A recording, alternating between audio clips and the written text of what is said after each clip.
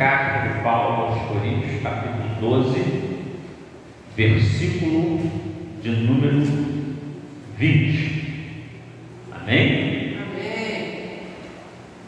Leamos a palavra do Senhor, qual diz assim: porque receio que quando chegar não vos ache como eu queria, e eu seja achado de vós como não quer, que de alguma maneira haja pendências, invejas, iras, porfia, difamação, intriga, orgulho, tumulto, que quando for outra vez o meu Deus me humilhe para convosco e chore por muitos daqueles que dantes pecados e não se arrependeram da imundícia, da fornicação e desonestidade que cometeram. Amém? Amém. Bom, meus irmãos, nós estamos vendo aqui nessa leitura o apóstolo Paulo trazendo à igreja de Corinto um receio que ele tinha de quando ele viesse chegar na igreja de Corinto. A preocupação de Paulo era que ele viesse encontrar problemas dentro daquela igreja. E nós sabemos que na primeira carta que Paulo escreve aos Coríntios, nós vimos que havia muito problema dentro da igreja. O adversário havia batalhado arduamente contra a igreja de Corinto. E Paulo agora, em sua segunda carta, ele vem agora dizendo que ele já com receio que quando chegasse ali, ele não viesse achar o povo da maneira que ele queria. E a preocupação dele era que de alguma forma houvesse alguma pendência entre o povo. E nessa noite eu quero estar relatando para vocês, trazendo para vocês alguns princípios de batalha espiritual a nível de igreja, para que vocês possam compreender e entender o porquê que a igreja do século XXI ela vem se tornando uma igreja cada vez mais fraca. Se nós voltássemos ao século XVII, conhecido como o período das trevas, foi uma das piores eras da igreja. Se nós olharmos a igreja hoje no século XXI, a igreja realmente ela está se padronizando cada dia mais aos moldes desse mundo. E observamos que quando a igreja se amolda, ela consegue distorcer aquilo que Paulo fala lá em Romanos 12, quando ele fala: não vos conformeis com este mundo. Quando fala em se conformar, o texto traz para nós nos originais que nós não podemos tomar forma as coisas do mundo. E aí a Bíblia vai dizer uma vez: o mundo, dentro do mundo há, se alguém ama o mundo, o amor do Pai não está nele. Mas o adversário, meus irmãos, ele adaptou outras estratégias. O cristão, ele é privado de uma vida de pecado, então o cristão ele evita pecado ao máximo. Não que o cristão não peque, peca sim, mas se o cristão ele peca, ele logo é um pecador arrependido, e é aquele pecador que não vive na prática do pecado, porque é um pecador arrependido. Mas o que Satanás fez então para poder levar crente ao inferno através do pecado? Satanás ele consegue semear no coração dos cristãos os pecados de omissão. Os pecados de omissão que nós encontramos em Mateus 25 são pecados que levam o crente ao inferno, como Cristo diz assim: olha, eu tive fome, tive sede, tive forasteiro, estive enfermo, preso, eu estive nu, e aí então ele dirá: apartai-vos de mim, malditos, para o fogo do inferno, preparado para Satanás e seus anjos, como nunca vos conheci. Nós nunca vimos uma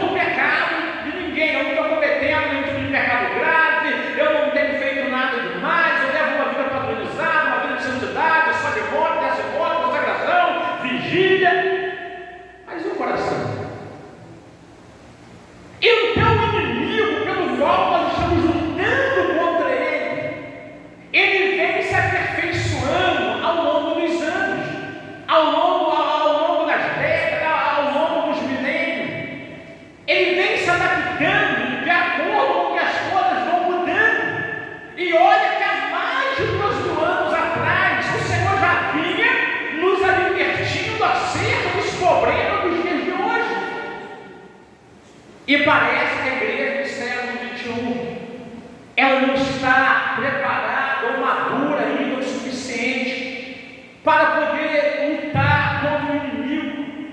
E uma coisa que a igreja precisa entender, que a nossa luta, Paulo diz em Efésios 6,10, ela não é contra a carne, não é contra o sangue, ela é contra quem?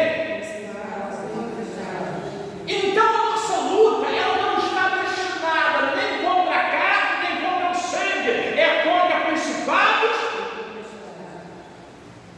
E que maestria a igreja do século XXI tem tendo para poder batalhar, para poder lutar contra principados e potestades. O inimigo, ele vem sorrateiramente roubando todo o poder que foi dado aos homens de Deus, às mulheres de Deus, aonde o Senhor diz em Lucas 10:19, este nos deu poder para pisar escorpião e serpente em toda a força do inimigo e nada nos fará. Nós precisamos começar a reaver o que está acontecendo, meus irmãos. E aí nós vimos que essas batalhas aconteciam lá fora, começam a acontecer dentro da igreja. E essa que era a preocupação de Paulo, porque o plano do inimigo é conseguir enfraquecer a igreja. E sabe por que ele consegue enfraquecer a igreja? Porque a igreja, em algum momento, para de ouvir Deus. E quando o cristão para de ouvir Deus, isso tornou-se um problema. Nós vamos entender quando Noé estava ali construindo a arca. Noé levou quantos anos construindo aquela arca? Vocês lembram? Noé demora cerca de quase 120 anos para construir a arca. Nesse tempo todo, quantas pessoas Noé convenceu a entrar na arca? Nenhum. Só entrou ele e quem? E a família dele. É o que está lá em Atos 16, que não derrubou, creu no Senhor Jesus e será salvo tu e a tua. E nos dias de Noé foi assim. Agora, quando Deus falou para os animais entrar na arca, Deus falou quantas vezes? Uma só, todo mundo entrou. O ser humano, quando tem dificuldade em ouvir Deus, começa o primeiro problema.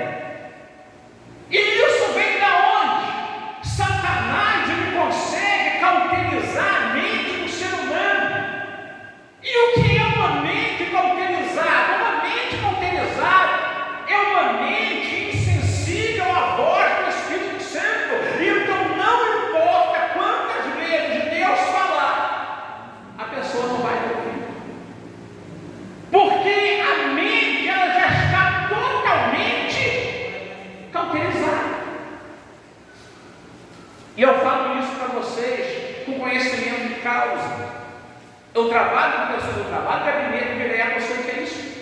Tem pessoas que sentam na minha frente, eu paro para conversar, mas quando eu observo, a mente cauterizada acontece. Porque você pode falar quantas verdades você quiser, que não mudará nada. Porque a mente cauterizada, ela não consegue mais reagir aos apelos do Espírito de Deus. E aí, sabe o que está acontecendo? A sabedoria está em decadência na vida dos cristãos. E a Bíblia vai dizer para nós em Provérbios, no versículo 7, que o temor do Senhor é o princípio da... Se está faltando pessoas sábias, porque o temor já foi embora há muito tempo. Porque aonde há temor, a sabedoria também está, meus irmãos. Então o adversário vem batalhando em cima desses pequenos detalhes. E é nesses pequenos detalhes que ele vem levando uma vantagem extraordinária sobre o mundo dos cristãos. Vamos ver aqui a nossa introdução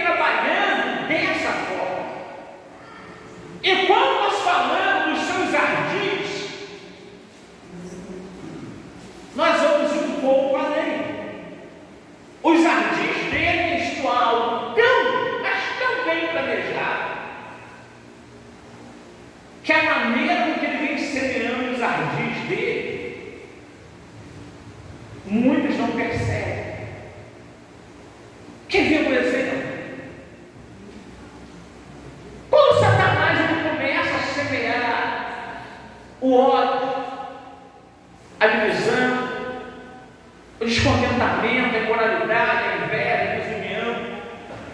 Sabe o que mais me chama a atenção? Se não tiver um hospedeiro, teria como ele fazer isso? Não. Ele só consegue fazer isso porque ele encontra hospedeiro. Sem hospedeiro, isso seria totalmente impossível. Sendo que o hospedeiro, ele segue um processo de autodestruição. Você às vezes vê um pé de manga, por exemplo, vem uma árvore ali, daqui a pouco nasce aquela erva de passarinho, e aquele parasita começa a viver aquela praia, e a árvore vira um hospedeiro para aquilo. Daqui a pouco o que acontece? A árvore morre.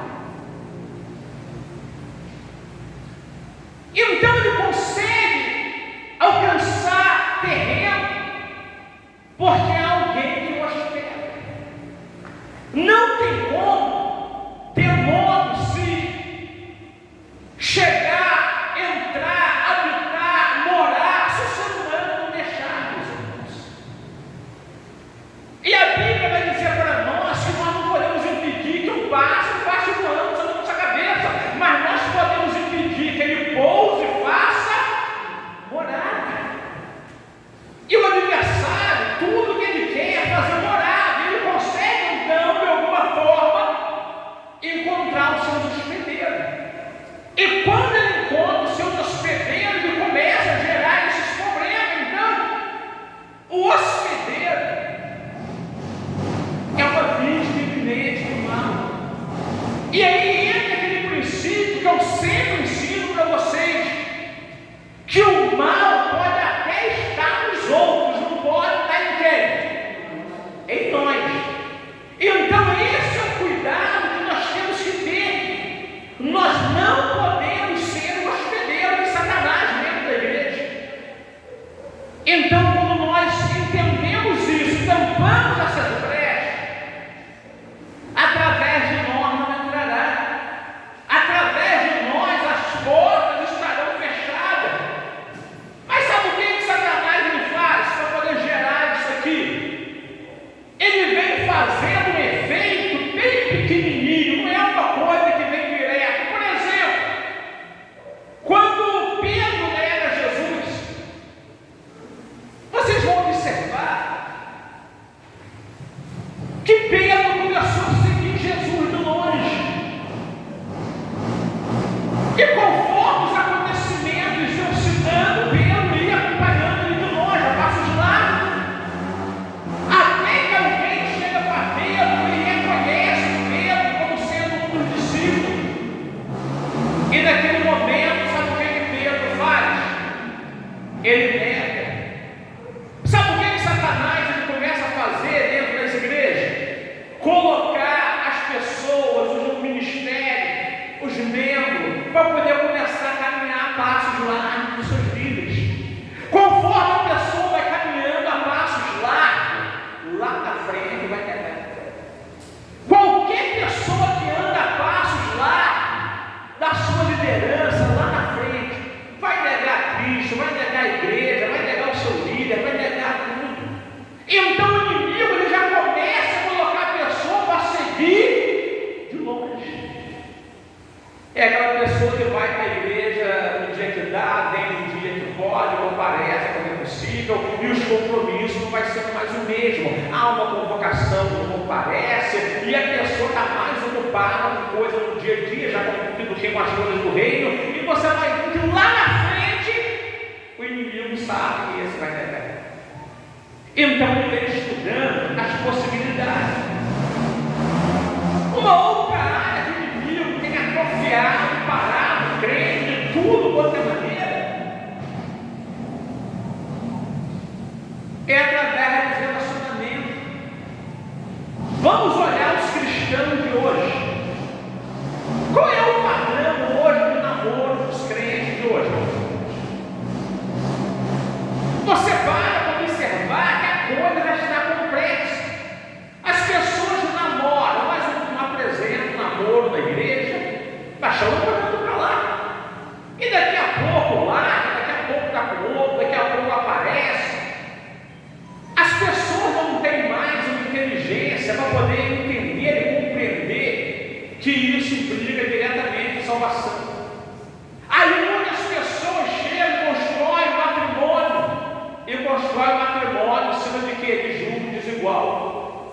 E se chega a um julgo desigual, que provisão haverá? Se chega diante de um julgo desigual, que paz terá? E você pensa que Satanás então está se preocupando com muita coisa? Não, ele não está. Porque ele sabe que lá na frente ele vai pegar a maioria da juventude de hoje. Você vê uma juventude hoje que tenta se levantar, tenta se erguer, mas poucos serão os que irão sobressair. Porque em algum momento, meus irmãos, Satanás ele consegue colocar o jugo desigual. Você vai ver pessoas cristãs querendo casar com pessoas não cristãs. E a pessoa fala assim, não, mas é crença, depois muda, depois Deus se transforma, depois acontece, mas a Bíblia diz que não, isso não pode errar. A Bíblia precisa ser cumprida, a Bíblia precisa ser obedecida. O problema é que o cristão ele não quer obedecer, ele não quer cumprir. As pessoas começam hoje um namoro e o divórcio do crente já está dentro do próprio namoro, já começa por ali. E lá na frente, Satanás sabe que há mais pessoas fadadas ao fracasso. Aí você vai pegar a sua Bíblia, você vai ver lá inteiro no versículo 7. Se o casal, por exemplo, briga, a Bíblia diz que a oração dos dois está o quê? Impedida. Quando há uma contenda, uma briga, uma desunião, uma discórdia em família, a oração já está impedida. Se a única maneira que nós temos de falar com Deus é por intermédio das nossas orações, e as nossas orações estão impedidas, como que nós chegaremos dentro da igreja? Como? Então o inimigo ele já vem mirando o cristão lá de trás. Ele começa, desde quando você começa a sua trajetória, ele já começa estudando você. Quando Davi começou a aparecer na história, havia uma inveja de Saul para com Davi muito grande. Sabe o que aconteceu naquele momento? Satanás ele sabia do propósito de Davi, porque Davi já tinha matado um gigante. Davi era um homem que já tinha a unção de rei sobre ele, não tinha um trono. Iria esperar 37 anos para assumir o reinado. Sabe o que Satanás fez? Coloca um desejo iminente no coração de Saul de matar Davi. Então toda a guerra ele tinha contra os filisteus, Saul botava Davi na frente da batalha para ser morto. Acontece que Davi matava todos os filisteus e era louvado em Jerusalém. Que se Saul matava centenas, Davi matava os milhares.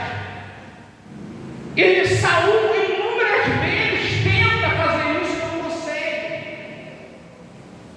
Sabe o que aconteceu? Chega um momento que Saul morre, Davi assume o trono e Satanás não consegue matar Davi. Mas sabe o que Satanás fez?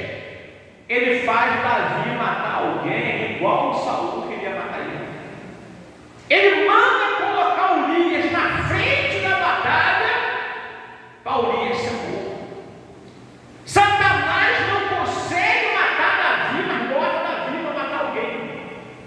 Ele vem estudando Davi o tempo todo. E você pensa que o demônio que hoje luta contra a igreja, os demônios mandando de Satanás, você pensa que é diferente daqueles que atuaram lá? Vem observando passo a passo cada um de nós. Parece que essa geração de hoje está anestesiada por algum acontecimento que não dá para explicar, meus irmãos. Como que isso é possível? Aonde as pessoas começam a desconsiderar os arquivos do inimigo. Quer ver uma outra coisa que Satanás faz? Ele consegue gerar no cristão uma coisa chamada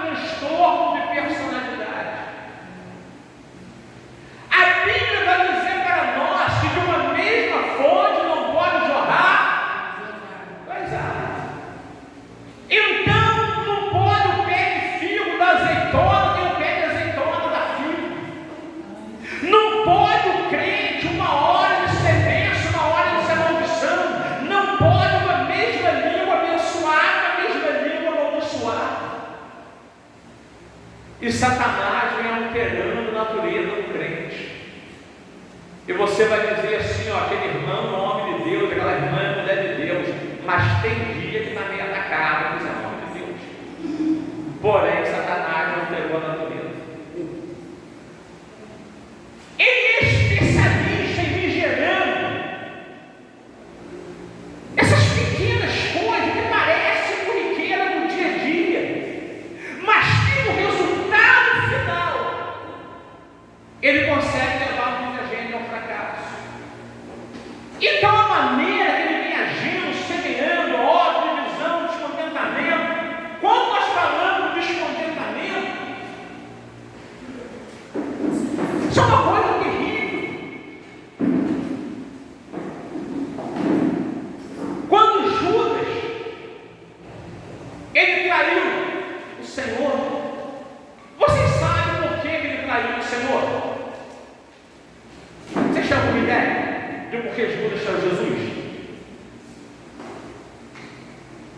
Houve um motivo. Você tem nenhuma ideia? A Bíblia vai lá, no Evangelho de Mateus, capítulo 26, que houve um jantar em Betânia.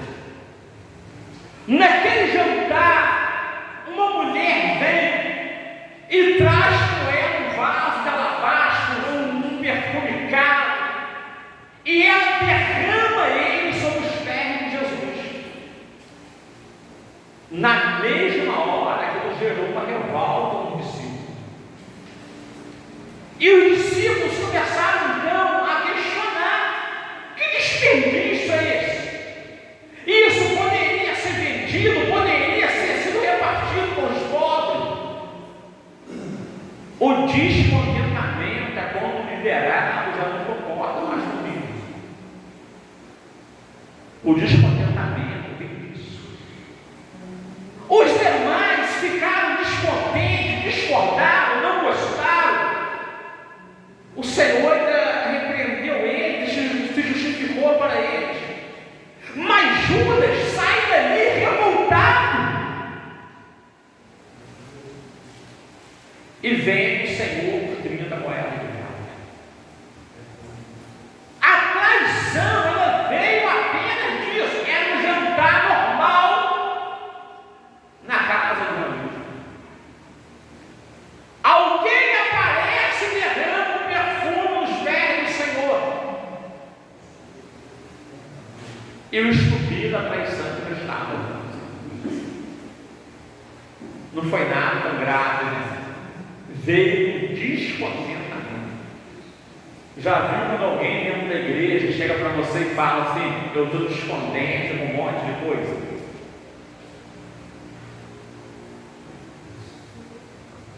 Eu sempre aprendi uma coisa: se eu estou descontente com alguma coisa dentro da igreja que está errado, o que me impede de fazer o certo?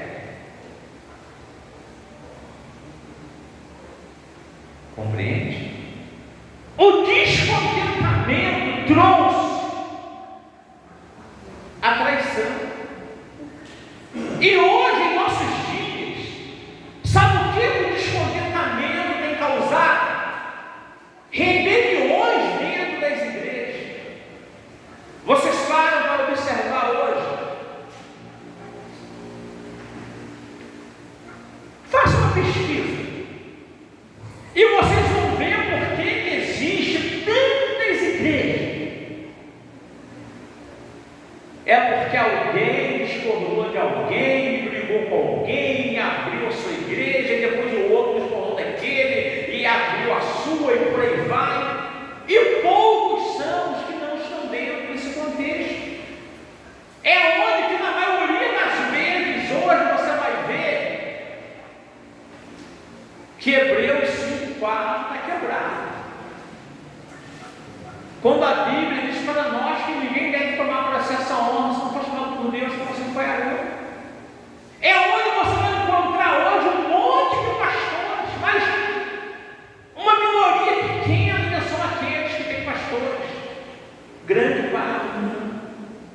Porque em algum momento de descontentamento tomaram suas próprias decisões.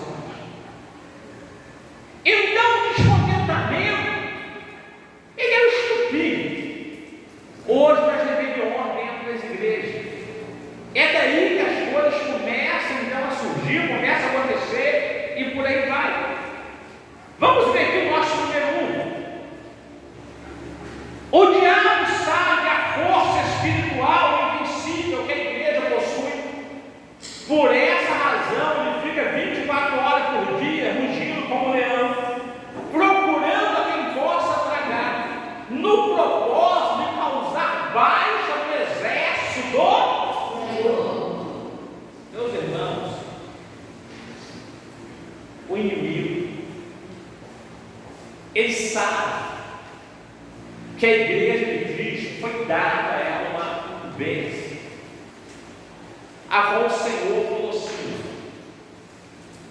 para a igreja: e as portas do inferno não prevalecerão contra. Meus irmãos, não é a igreja que está passando por luta, e a igreja resistiu os ataques do diabo, não. O texto está falando que é a igreja que vai ir e vai colocar as portas do inferno no chão. Hoje é o contrário. Você vê grande parte das igrejas sendo bombardeadas dizendo: as portas do inferno não prevalecerão. Meus irmãos, se as portas do inferno conseguiram botar no chão a porta da igreja, já tem alguma coisa de muito errado nesse negócio. Então, quando nós falamos de batalha espiritual dentro da igreja, nós estamos falando de um assunto muito sério, porque isso envolve a mim, a você, a todos. Mas você já percebeu que tem pessoas dentro da igreja que preferem se fingir de morto? A batalha está acontecendo e tem gente se fazendo de morto. Não ouço, não vejo, não falo. E dane-se quem tem guerra. Agora, vamos entender que tem alguma diferença de guerra para batalha.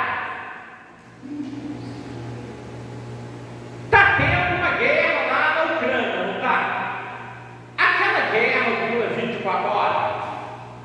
Aquela guerra lá, eles jogam os mísseis, dão um tiro, pagam no carro, repensa a estratégia de novo, vê o que foi feito, dá uma ofensiva de novo, aí para de novo, toma uma cidade aqui, perde outra ali, à noite ataca um pouco, faz um cessar-fogo depois e por aí vai. Agora a batalha é aquilo que é feito no corpo a corpo. Quando o exército ia para a guerra, espada e afiada, uma batendo na outra, alguém tinha tempo com alguma coisa? Não, sentou, morreu. Então batalha é algo muito mais intenso do que guerra. Batalha, nós entramos nela, ela só termina com um dos lados vencidos. Então entenda que em batalha não existe trégua. É onde você fala assim: ó, eu estou com um problema que não dá trégua. É batalha. Se não está dando trégua, é batalha. E se você quiser buscar uma trégua, Satanás vai te matar. Você precisa vencer, não há outra opção. Guerra é uma coisa que você pode levar ela de forma esporádica. Batalha não. Batalha com você. Batalha você ali pessoalmente. Não tem como você parar para nada, nem para descansar, nem para respirar, nem para pegar um fôlego. Batalha é um negócio muito mais árduo. E tem crente que ainda não entendeu o que é batalha. E a Bíblia está dizendo para nós que o nosso adversário, ele anda 24 horas por dia bramando como um leão, procurando a quem possa. O nosso adversário, ele está à procura de preciosas vidas. Ele está procurando homens e mulheres de Deus que, se em algum momento vigiar, ele consegue abater, ele consegue levar essa pessoa ao caos, ao fracasso. É onde você olha hoje, tem um monte de desviados lá fora. Você sabe por que tem um monte de desviados lá fora? Porque Satanás também não se preocupa quando muitas pessoas aceitam Jesus. Tem pessoas que vêm para a igreja, aceitam Cristo, porque as portas estão fechadas. Tem pessoas que vêm para a igreja, aceitam Cristo, porque perdeu o casamento, quer restauração do seu lar. Tem pessoas que vêm para a igreja, aceita Cristo, porque está enfermo, vem em busca de uma cura. Tem pessoas que vêm para a igreja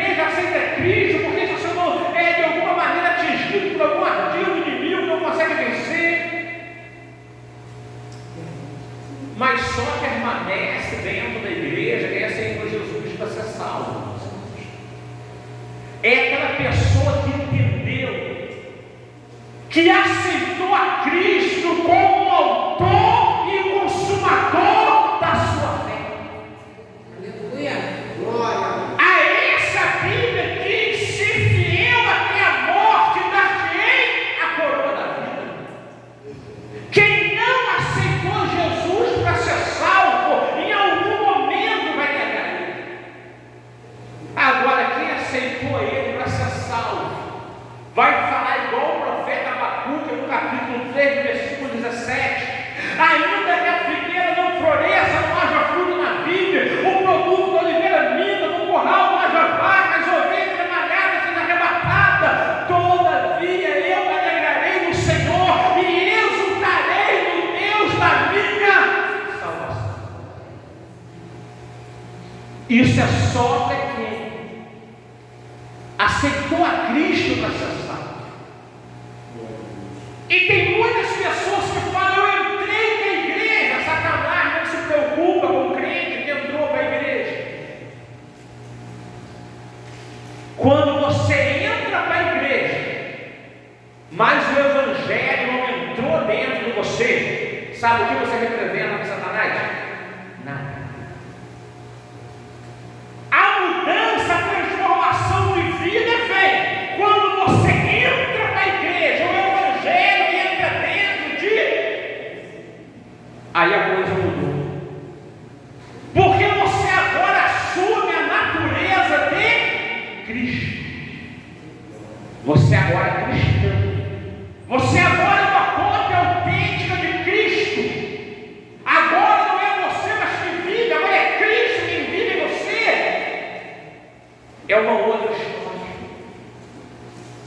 Mas esses crentes ficam igual um leão na jaula. Ah, se eu não fosse crente, se eu não estivesse na igreja, você ia ver, tem hora que ele vai voltar e largar tudo. Não entendeu o céu, nem entendeu o inferno. Por isso que conhecer quem nós somos, qual é a nossa força, quem é o nosso Deus, quem é o nosso inimigo, o que nós vamos fazer, faz parte de uma trajetória gloriosa. Tem pessoas que estão dentro da igreja, mas estão banhando unha para o mundo.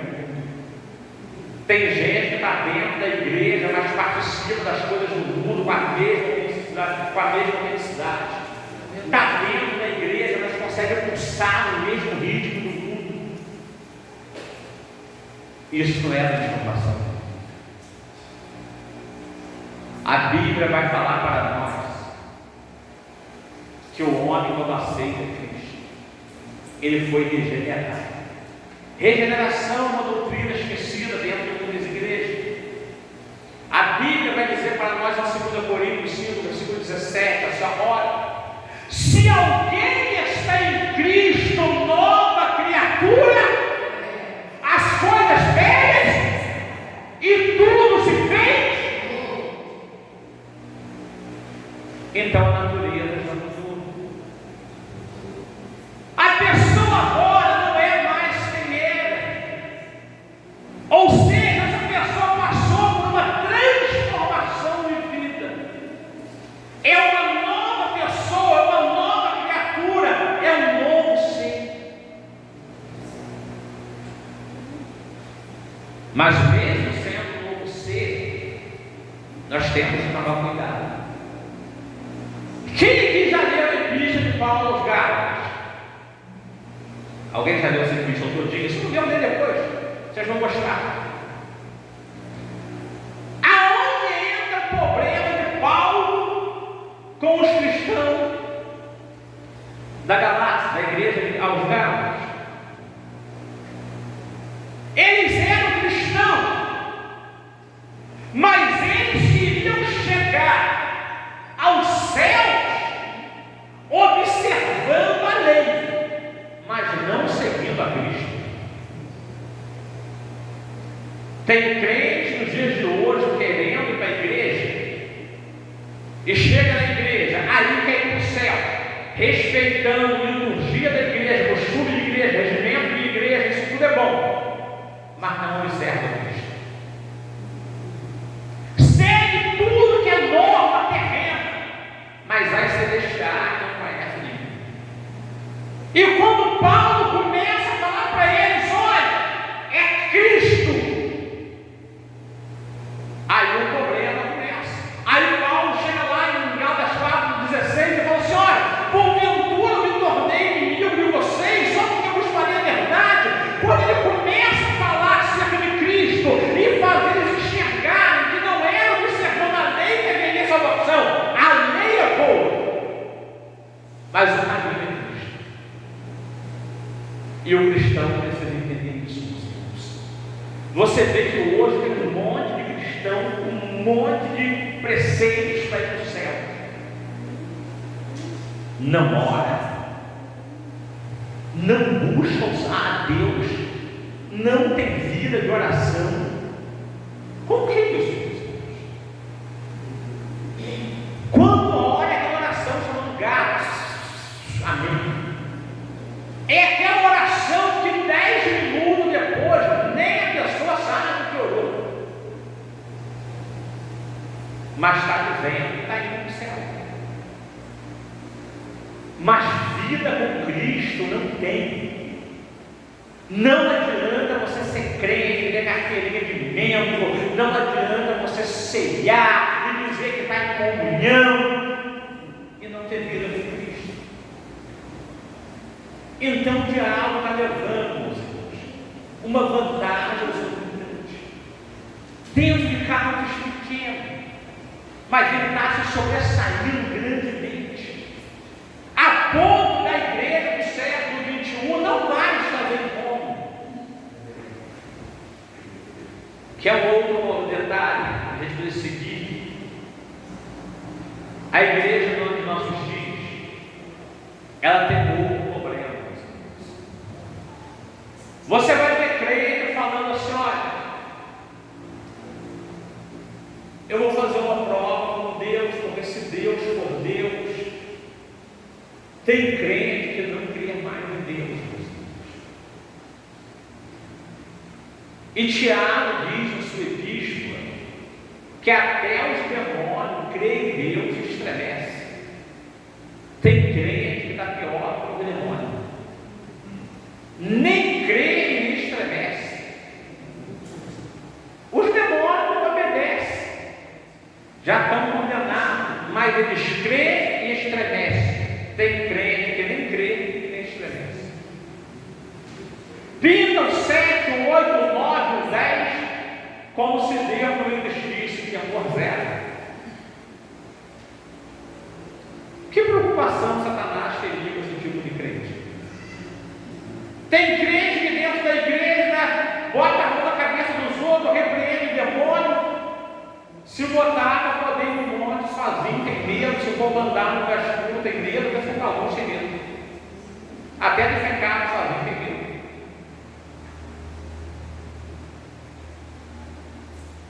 É complicado. E o inimigo vem analisando essa geração de hoje.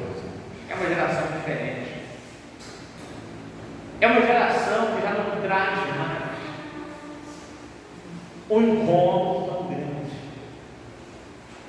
E aí um ou outro vai tentar, e quando você tenta buscar um pouco mais, alguém dentro da sua casa vai dizer assim: está ficando fanático, já está ficando fanático, não precisa disso não, tá?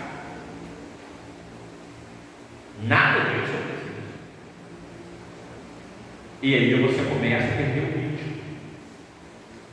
Porque o cristão já começa então a separar por alguém. E o inimigo é especialista em que um vem desanimar o outro. Já não é mais aquele tempo que as pessoas andavam animadas, vamos dizer de salmista, alegria no nome de céu, vamos à casa do Senhor. Não, hoje é diferente. A geração de crentes de hoje é uma geração totalmente diferente.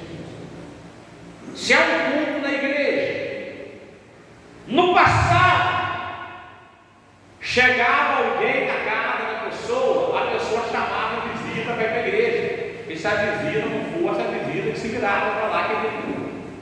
Hoje em dia, Satanás manda uma visita na casa da pessoa, pode ser culto de ceia, que a pessoa fica em casa, porque chegou uma visita. No passado, era aniversário de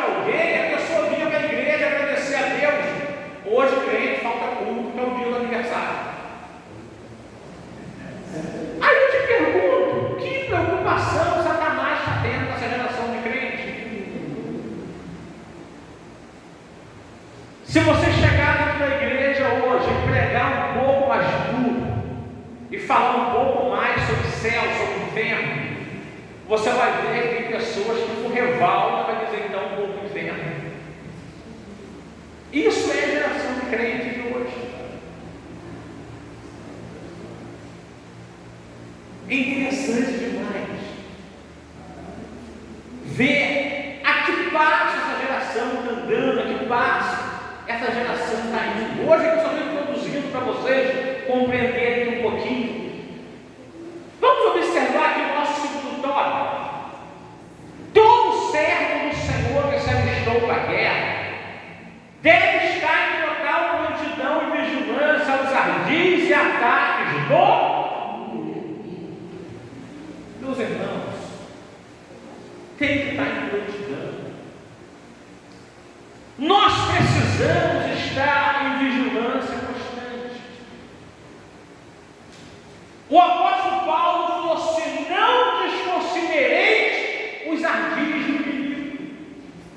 Paulo escreveu aos crentes da Macedônia e falou assim: olha, eu bem que quis ir ter convosco, mas Satanás me impediu. Compreendeu a complexidade disso? Nós estamos falando aqui do grande apóstolo Paulo, o homem que escreveu praticamente a metade do Novo Testamento. Ele deixa bem claro que ele quis ir até os cristãos da Macedônia, mas naquele momento ele foi impedido por Satanás, tendo que ir depois.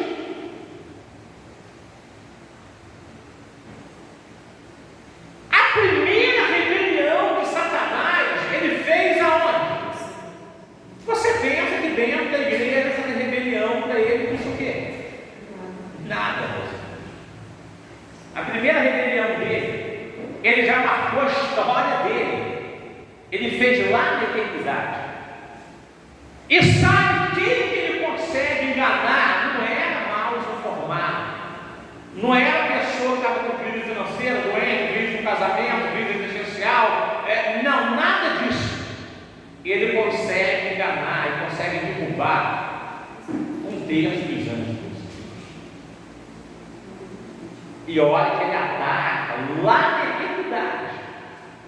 Ele consegue regimentar um terço dos anjos. E olha que aqueles anjos, eles não tinham os problemas que nós temos. E ele consegue gerar um problema. Lá no Éden, ele também prova o poder maquiavélico dele. Deus, todos os dias, ele vinha dentro do jardim do Éden e falava com o homem. Todo dia na viração do dia. Então o homem tinha um contato com Deus todos os dias. Pena que nós não sabemos o que era conversado lá, mas imagina.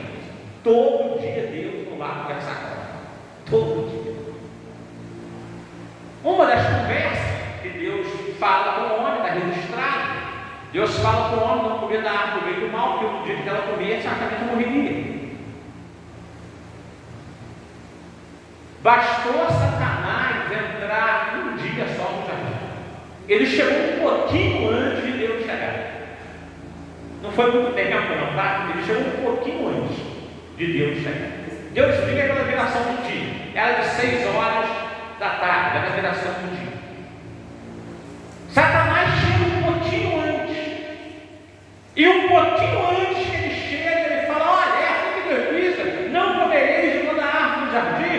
Aí Eva tenta explicar: não pode comer de todas, menos da árvore do bem e do mal. Porque Deus sabe que no dia de comer dela, sereis como ele, sabendo o bem e o mal. E ali a mulher, ela come do fruto. Adão depois, posteriormente, ela não come também. Aí Adão e Eva reconhecem que eles estavam nus. Essa palavra nu quer dizer desprovido de graça. Ele pega a folha de figo, faz avental para ele, faz avental para Eva, e já está tudo na hora de Deus chegar, e Adão se esconde. Uma única passada que já mudou lá, tá? Quando Deus chega, cadê Adão? Já estava escondido. Você imagina lugar que o diabo está todo dia. Mas os crentes não entendem isso. Parece que o inimigo ele conseguiu trazer uma forma tão irracional no ser humano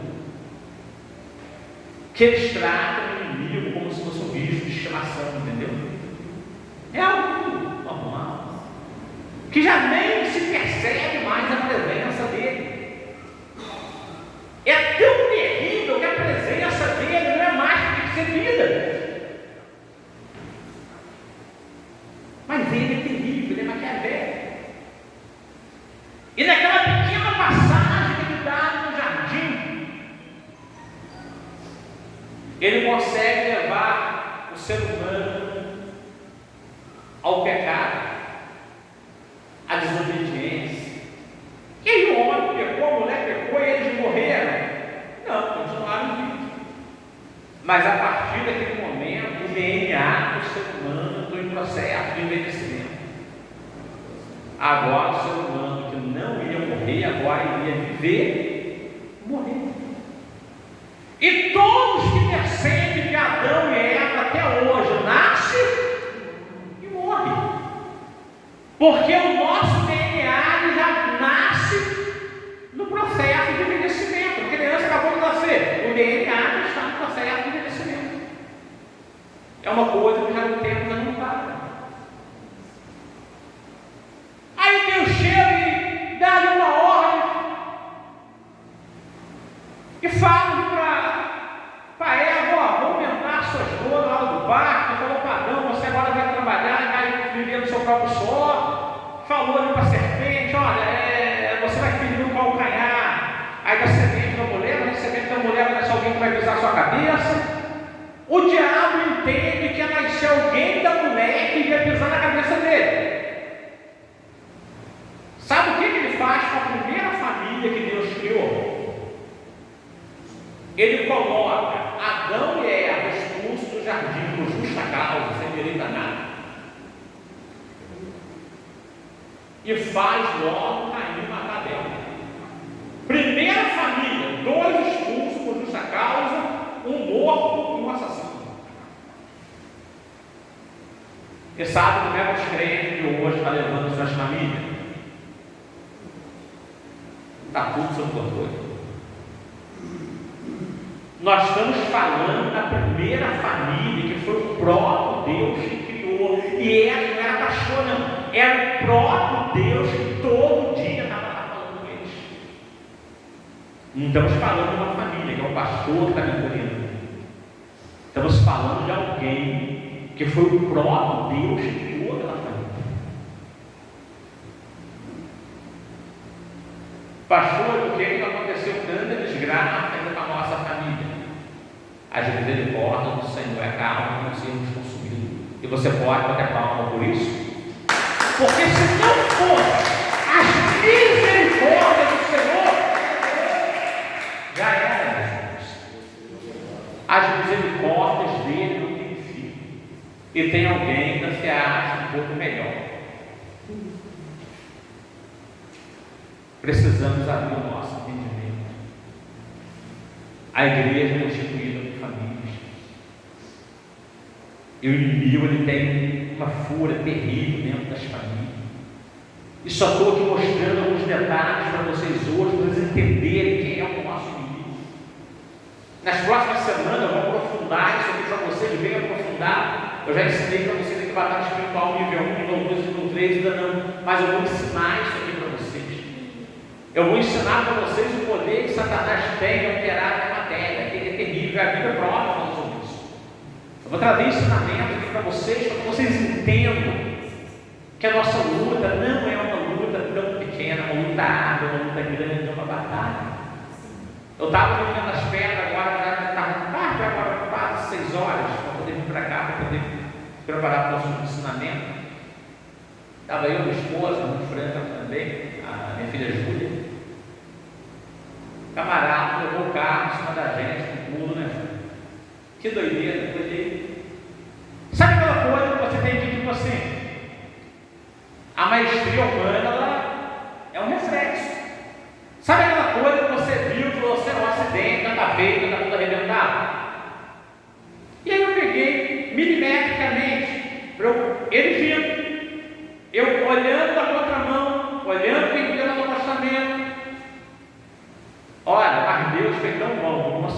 espaço necessário, conseguir sair da contramão, passar do outro lado e sairmos ilesos dentro da contramão.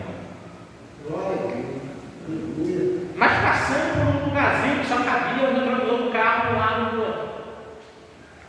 E nós saímos. Vinha até uma viatura civil de frente, eles olharam, mas viu que o camarada fez uma loucura tão grande. Olha, por fim eu não tinha o que fazer, eu estava na contramão, continuei ali e consegui sair dali do campo também para os pedestres, consegui executar um trajeto. Mas como que é isso? Satanás sabia por ele vir para cá hoje ministrar alguma coisa contra ele. Estaria aqui abrindo o entendimento de vocês em algum assunto contra ele. E sabe o que ele queria? Era me cansar daquele problema. Se houvesse aquele acidente, estava agarrado até agora não foi. Mas Deus é tão misericordioso, é tão bom, que nada aconteceu. Glória a Deus. Aleluia. E qual o motivo disso, pastor? O senhor é um excelente condutor. Não, Deus é excelente em misericórdia, é excelente em bondade, Ele é muito magnífico para com seus filhos e nos dá uma para mim. E faz com que tudo dá certo. Porque se vem um carro na contramão, não tinha opção de abater. Se vem um pedestre vindo do acostamento, eu não ia trocar o pedestre, ia ter acidente, querendo ou não. Mas graças a Deus, na contramão não estava vindo, não tinha pedestre, deu para poder fazer uma linha de tranquilidade. E deu para sair por ali. Eu já tive que esperar o carro que vinha passar, enquanto ele vinha para abrir uma brecha, mas isso aí é coisa de Deus faz, com reflexo tão rápido. Mas Deus na hora congela o tempo para a gente pensar. Mas o inimigo ele já queria impedir que nós estivéssemos aqui hoje aprendendo, quando estamos aprendendo aqui. Então são batalhas, são guerras, são peleiras, são lutas. Mas Deus ele sempre está no controle de tudo. Mas é necessário prontidão e vigilância. Porque os ataques do inimigo eles são constantes. Vamos ver aqui o nosso número 3. Forças espirituais do inimigo na igreja. Cada semana eu vou falar um pouco e eu vou trazer um pouco disso aqui para vocês. Os espíritos que atuaram em Coreia. Vamos ver aqui. Número 1, eles eram espíritos de... Meus irmãos, o problema de Coreia, a inveja que estava no sacerdócio, era algo terrível. A inveja era algo terrível. Número 2, era o espírito de... Ele começa a acusar também.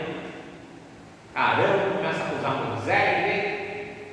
Quando esse demônio está dentro da igreja, e ele hospeda, ele começa a gerar problema. 3, era o espírito de falsa.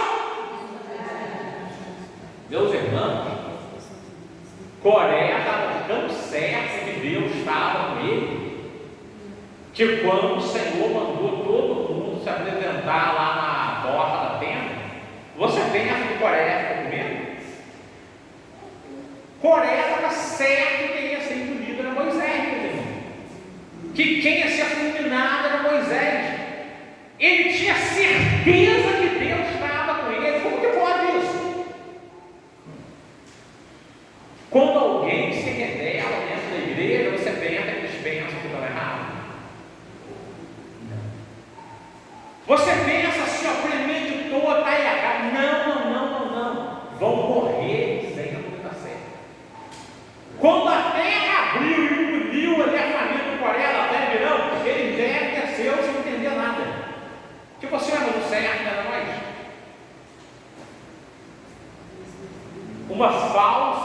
Uma falsa santidade, ela tomou conta dele. Quando esses espíritos começam a entrar dentro das igrejas, gera problema. E aí você vai ver esse espírito de falsa santidade é polêmico.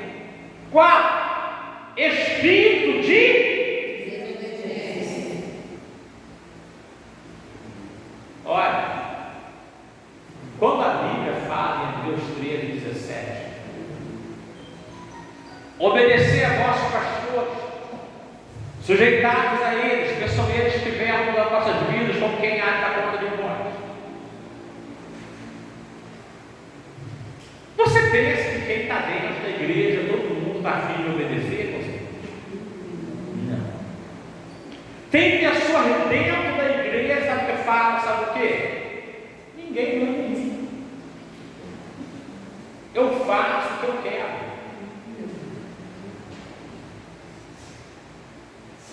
Aí você vai ver que Eliseu era servo de quem? De Elias. Era servo 2 vezes. Era servo de Deus, era servo de Elias. Recebeu a porção dobrada do espírito de Elias. Você vai observar lá no caso daquela viúva de Eliseu. A viúva chega para o profeta Eliseu e fala para Eliseu assim: ó, o meu marido era seu. Está vendo? Eliseu vai lá e muito bem. O discipulado hoje foi quebrado. Você vai ver crente que hoje não é servo nem de Deus e nem de ninguém. Paulo, ele diz assim: ó, eu, Paulo, o escravo de Cristo.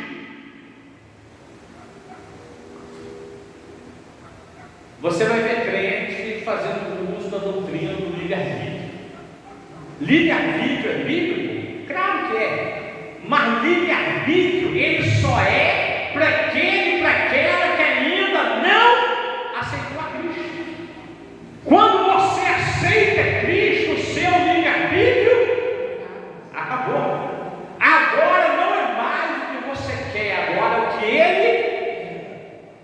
Agora muda-se. Agora você é conduzido pelo Espírito de Deus. E tem crente dizendo: eu tenho livre-arbítrio. Se é livre, ainda não é certo. A vontade absoluta de Deus, ela é uma vontade que não se pode ser alterada. Vamos entender que rapidamente essas 3 vontades de Deus, só para vocês poderem compreender. A vontade absoluta de Deus é aquilo que Deus já determinou. Por exemplo, o que 2 ou 3 concordar na terra será concordado no céu. Mas nós podemos concordar agora com Cristo, buscar a igreja agora, que é muito bem. Porque na vontade absoluta de Deus, essa igreja já está determinada, nada vai mudar isso.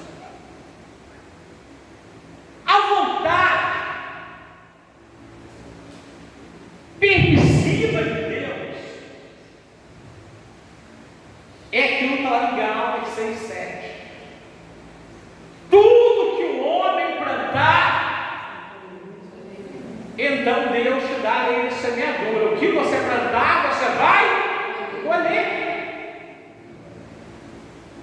Por isso que nós temos que tomar cuidado com o que a gente anda semeando. E aí você vai ver a vontade diretiva de Deus que dá o livre-arbítrio ao homem. Mas nós fizemos a escolha de ser servo de Cristo, de servir a Deus, e abrimos mão da nossa liberdade.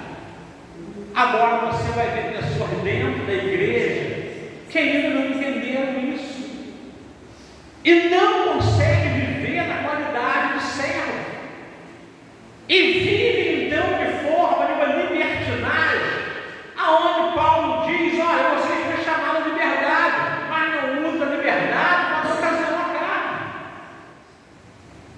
Mas muitos se perderam dentro disso, meus irmãos. E como o cristão, ele é livre, mas ele é livre das mazelas do mundo, mas é servo de Deus. E quando o crente é liberto, a Bíblia diz: e conhecereis a verdade, e a verdade vos libertará. Você pensa que Satanás está preocupado com o crente liberto? Eu vou te explicar uma coisa. Moisés foi lá e tirou o povo do Egito. O povo sai do Egito e se torna um povo livre.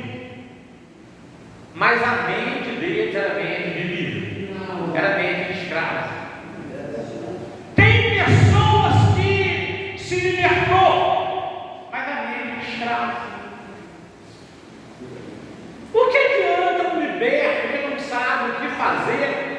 não sabe para onde vai, não tem propósito, está perambulando para lá e para cá. Tem pessoas que aceitou a Cristo, foram libertas lá dentro da igreja, mas chegar na terra prometida é complicado. Um monte foi liberto e saiu do Egito. Só Josué e Caleb que saíram do Egito, entrou na terra prometida e depois nasceram do deserto, caminhando 40 anos. Mas todo aquele povo que foi liberto do Egito, só 2 entraram na terra prometida. E então, de muitos crentes que foram libertos, mais blasfemos, sendo soldado e cebola do Egito, vai ficar marcado, vai ficar desapontado. E aí você vai ver que deserto não é lugar para matar crente. Em Oséias 2, versículo 14, diz assim, ó, Deus falando: eis que eu atrairei, te levarei ao deserto, e lá eu te falarei no coração. Deserto é o lugar de Deus falar aos nossos corações. Tem crente que deserto é o lugar de sepultura, meus irmãos. Compreende isso? Tem muita gente livre, mas não vai conseguir chegar ao destino final, que é a Nova Jerusalém. Seguindo como livre, mas não sabe agir como livre. Então não adianta você ser livre de tudo que está no mundo e não ser servo de Cristo. Quando você aprender a ser servo de Cristo, você vai ver que você vai viver para Ele, por Ele, você vai entender que tudo é dele, e você vai aplicar o Salmo 103, versículo 1 na sua vida, que diz: bendize a minha alma ao Senhor, e tudo que é em mim, bendiga o teu santo nome. Você bendizer o nome do Senhor já não é tão fácil. Agora, tudo que está em você, bendizer o nome dele é mais complicado. Dá uma olhada na sua vida e vê se tudo que está em você bendiz o nome dele. Ah, não, você não bendiz o nome do Senhor, mas eu não consigo abrir mão.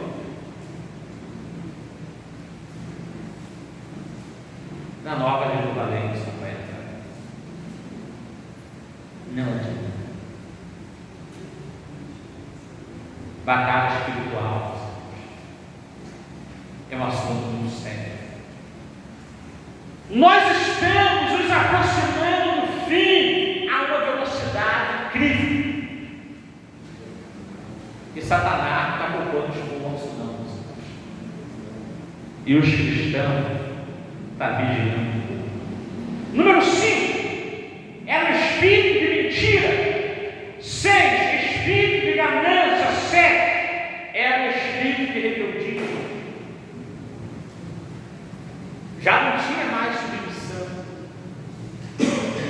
Ali já era oposição, já era discórdia, já era problema.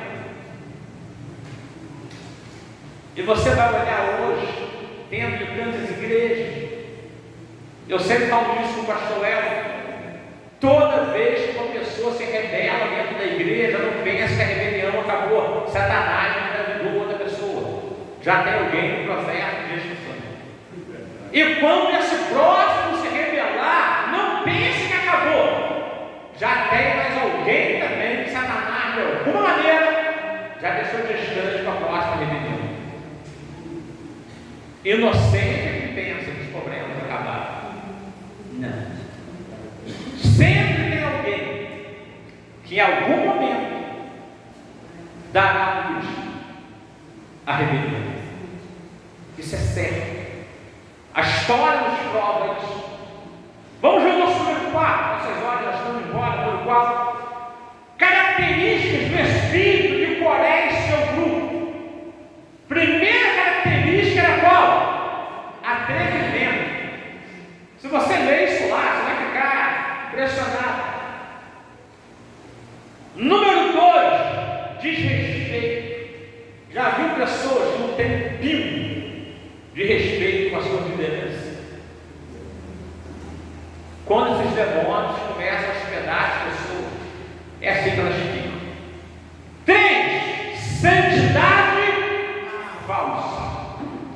4. Presunção. 5. Heresia. 6. Ironia. 7. Rivalidade. Isso aqui é terrível. 8. 9. 10. 11. 12. Bom, você hoje vai levar um manual para casa. Se você vê alguém com um desses sintomas, já sabe que os filhos ficam com Coreia está na área. E aí, carro vai ser diferente. Isso aqui são protocolos que você segue. Quando você pega uns voos como esse, aí segunda-feira que vem vai ter outro, você vai juntando na sua casa. Uma brincadeira, tudo faz uma mochila. O que é isso aqui? Quando você vê algum problema, você vai saber identificar. Você vai saber diagnosticar problema. Então isso aqui é um protocolo que você começa a entender os modos operantes que o inimigo usa. Quando você vê pessoas com essas características dentro da igreja, já tem força espiritual no inimigo agindo. E quando você identificar que tem forças espirituais no inimigo agindo, você tem que tomar cuidado para não ser influenciado pelo mal. Você vai ver hoje muitos cristãos que eles têm uma coisa chamada cristã, mas Cristo, uma minoria tem. Você vai ver muitos cristãos que professam o nome de Cristo, mas negam a eficácia. E quando o inimigo ele gera esse tipo de problema, abra sua Bíblia rapidamente para a gente poder concluir aqui. Vamos lá em 2 Timóteo.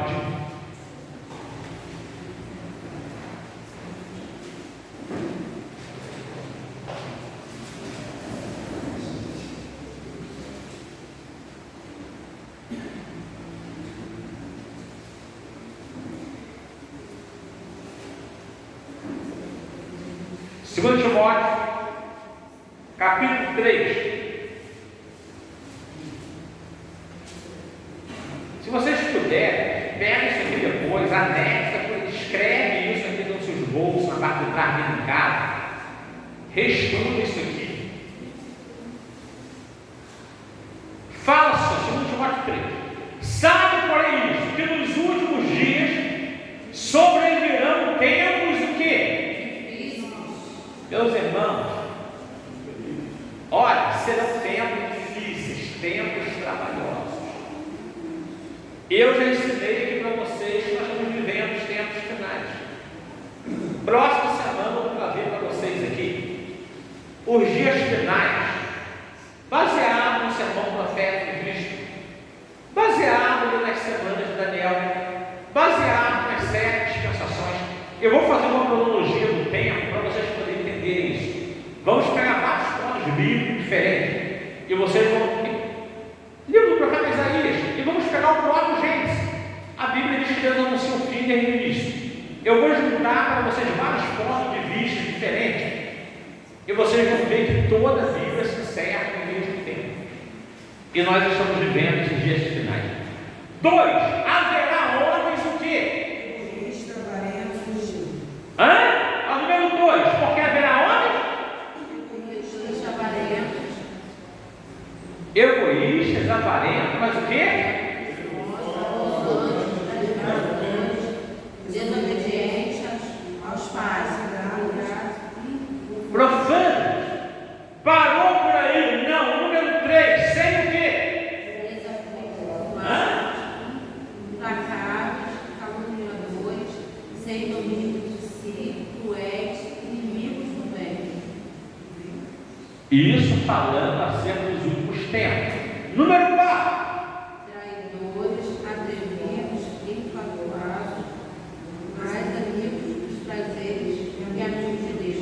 Mas o número 5 eu vou ler para vocês, o que mais me chama a atenção.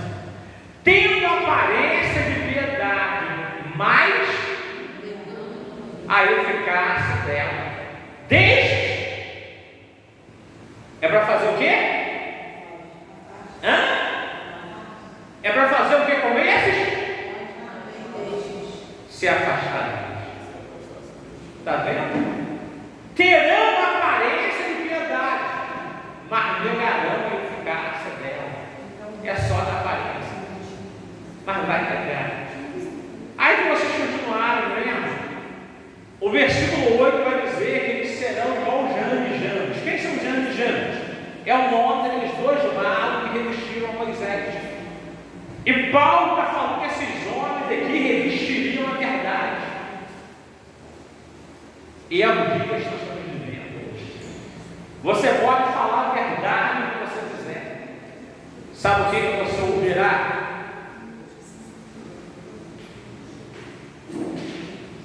Ou isso não tem nada a ver com o seu mesmo.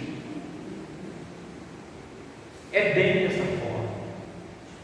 Pega depois o capítulo 3 de Timóteo em casa. Lê ele, eu vou trazer isso para segunda-feira que vem para vocês. E vocês vão ver como que conhecer a fundo a batalha espiritual é necessário. Porque nós estamos vivendo os tempos finais. Eu vou, na próxima segunda, trazer isso para vocês. Eu vou começar pontualmente às 7 horas, para a gente ter mais tempo.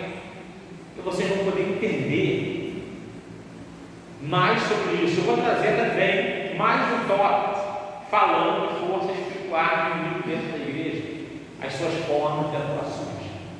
Nós vamos agora estar louvando o Senhor no nosso hino final e vamos recolher as ofertas. Vou pedir a nossa irmã para recolher nossas ofertas nessa noite. Estarei convidando a minha camisa massa para louvar o Senhor com o hino 340 da harpa. E as irmãs vão acompanhar ela no final. A nossa camisa massa vai puxar o hino 340 da harpa. É o hino que nós louvamos de todo o encerramento do mundo. Os demais vão estar acompanhando em uma só voz. Logo após, a gente vai estar dando os anúncios, pedindo a bênção apostólica. Nossa maneira vai estar recolhendo as ofertas nessa noite.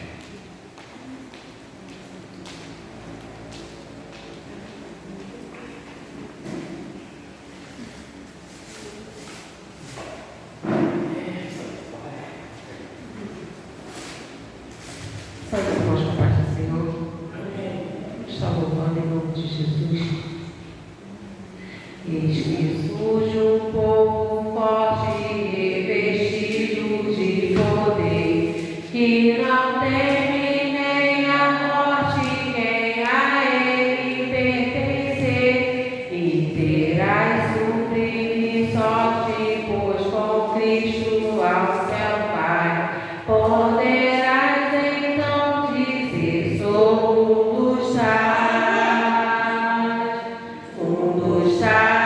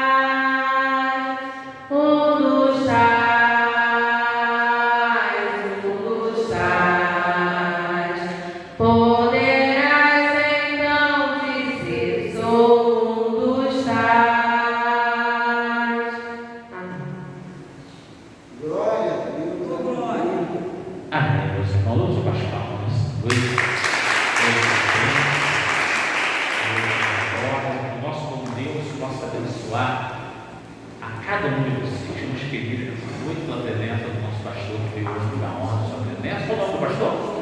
Alexandre. Pastor Alexandre, Deus abençoe o nosso pastor, o seu ministério, aqui que abundantemente.